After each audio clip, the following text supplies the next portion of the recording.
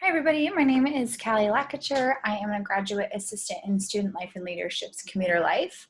Today for Mentoring and Success Coaching in the Virtual Environment, we will be talking about community resources and referrals, but with a specific focus on how understanding and knowing these resources and referrals can create a better sense of belonging within the campus communities. So main ideas today, first being campus resources. What are they and what's their purpose? Second one, connection between resources and a sense of belonging. How does sharing this information help mentees find a deeper connection to campus? And lastly, we will talk a little bit about barriers. So today we hope that you learn and become more familiar with campus resources and the impacts of utilizing them.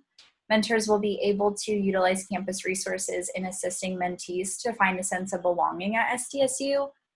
And mentors will also be aware of the many barriers that students may face when trying to get involved. And today we'll talk a little bit about that in a virtual capacity as well.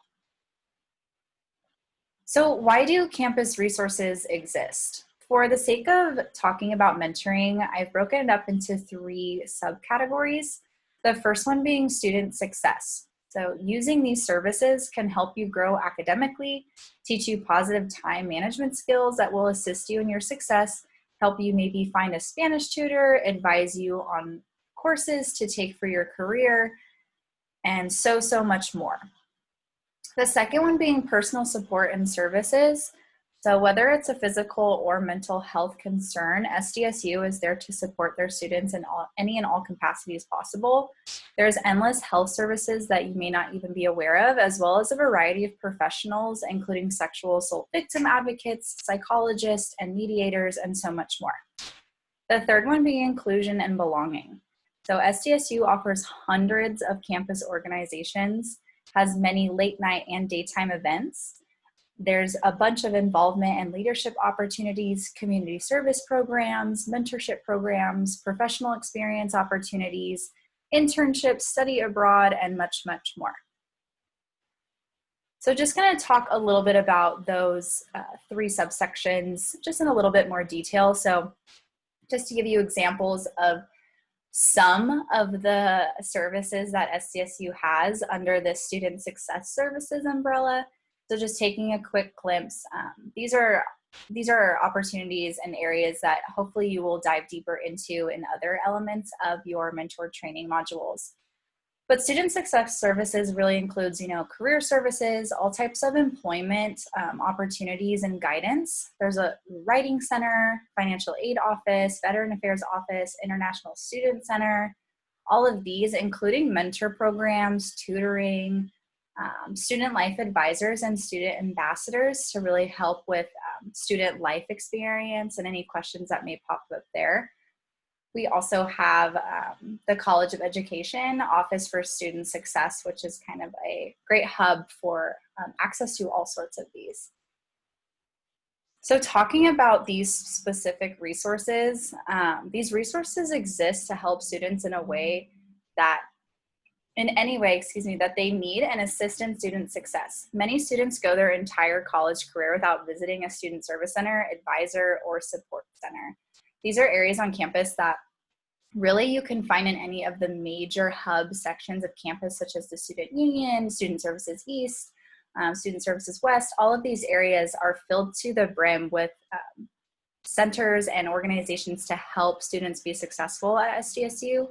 And just looking at this statistic, fewer than 20% of undergraduate students reach out to their school's career centers for advice on finding jobs or finding and applying to graduate programs, both of which recent report identifies as some of the center's most valuable services. So that's just talking about, job searching and grad school, but fewer than 20% is a pretty large statistic when you're looking at a campus population of, around 34,000 people. It's something to pay attention to when we have these resources that students may not know about. It's not that they're not fully being utilized. It's oftentimes that students don't really know where to find them or really where to begin. And as a mentor, that's how you can guide them towards success. So moving into personal support and services, these are just a couple areas on campus to get personal support, such as the counseling and psychological services. Some people may refer to it as CAPS. This is where you'd find Cal Poly. Cal Poly offers group, individual, and couples counseling, which people may not be aware of. Lots of mindfulness practices and loving kindness practices can be found there as well. The Economic Crisis Response Team, which was activated this past year, was a great resource if you need any sort of assistance with housing, maybe food, paying tuition, just something that could have happened during this most recent crisis. That's where you would find food pantry. We also have the Office of Ombudsman, which can help students really kind of sort through any concerns that are happening within the classroom where treatment may seem unfair or something may just seem off that has kind of made the student feel unsafe. This is where they would get resources there. And then just moving in, Wellbeing and Health Promotions is a great resource as well for personal support. They work closely with Cal Poly, the Student Ability Success Center, and Public Safety and Campus PD in terms of workshops and on alcohol, other drugs, all kinds of stuff like that. We also have our campus advocates. So that's people, sexual assault victim advocates who can help students through any sort of traumatic experience that they may be going through, and Offices of Conduct and Rights and Responsibility. There's also a lot of resources in there if you're not really sure where to begin. So why does this one matter so much? And I feel like this is a point of bringing up ending the stigma. We talk about, mental health and self-care and all of these things. And we have a campus that has endless amounts of support and opportunity, but there still is a lot of stigma that people may feel in getting help. So just touching in on this, college is not easy. It does not matter what major you're in, how involved you are, how many positions you hold on campus, how many units you're taking. It really doesn't matter because it's all relative, and college can be extremely challenging for each and every individual, especially during a time of transition and now reflecting on our time of really living through a global pandemic, and a switch to a virtual layout may be increasing other sorts of concerns or difficulties that students may be experiencing. So when it all begins to feel overwhelming or defeat starts to kick in, this university is ready to be there for any and all socio-emotional needs the students have. We really do have endless amounts of resources, and it's important as a mentor to be aware of that. Not so much knowing, all the ins and outs, but knowing that I can help you get where you need to go, or I can help you find someone who can help you get there. Just reiterating this fact for yourself as a mentor, just taking care of yourself, but also, of course, in taking into account the feelings and needs of your mentees. There is absolutely zero shame in reaching out for help here and there. Studies have shown us again and again that if you are in a state of mind or state of heart where you're just not feeling your best, or you're not feeling, like yourself, that may reflect in your studies and really your sense of engagement and belonging on campus and really just in life in general. So reaching out can help you regain a sense of balance and really a sense of control and power back into what you want and what you need. Also gives you a sense of being understood and heard. College is a unique experience, and it's something that is experienced individually, but you have a community of people who are experiencing similarities, but your experience is your own and your mentees are their own. So having these resources to feel supported and welcomed at SDSU can remind you that you are 100% not alone in this journey, and there are always people here to support you in it. Moving into that last little subsection, inclusion and belonging. So this is a lot of our identity centers. So we have the Women's Resource Center, Black Resource Center, Latinx Resource Center, Pride Center, Native Resource Center. We have all sorts of identity centers that you can look through. And this is also where you dive into our recognized student organizations, where last year we had just over 300, which is a lot of different opportunities to find your place and find your group of people that, are like-minded and have similar interests. Also talking about all of the sections of student life and leadership, where we have our commuter life center, a population of SDSU that we're proud to help out, as well as our fraternity and sorority life. That is also a huge portion of our population at SDSU, where you can definitely find a sense of inclusion and belonging of like-minded individuals. So just being aware of these. moving in here, so how do knowing these resources and being familiar with these resources really tie into a sense of belonging? So the first point I want to make is really just getting connected. Something that you'll hear a lot in higher education is students don't know what they don't know. So our job as mentors and educators is to help get these resources and information to students because they don't know, information that they don't know. Resources are a solution to introduce them to academic and personal support, involvement opportunities, personal development opportunities, and discovering what SDSU means to them on a personal level. Secondly, striving for success. Students who are involved on campus are 2 to 4 times more likely to graduate on time and more likely to have higher GPAs, develop valuable leadership and interpersonal skills, enjoy their college experience, and be more marketable after graduation. This is not to say that students who are not more so involved on campus will not experience these things as well, but it is something to take note of that we do see higher percentages in people who are involved and kind of finding their place on campus.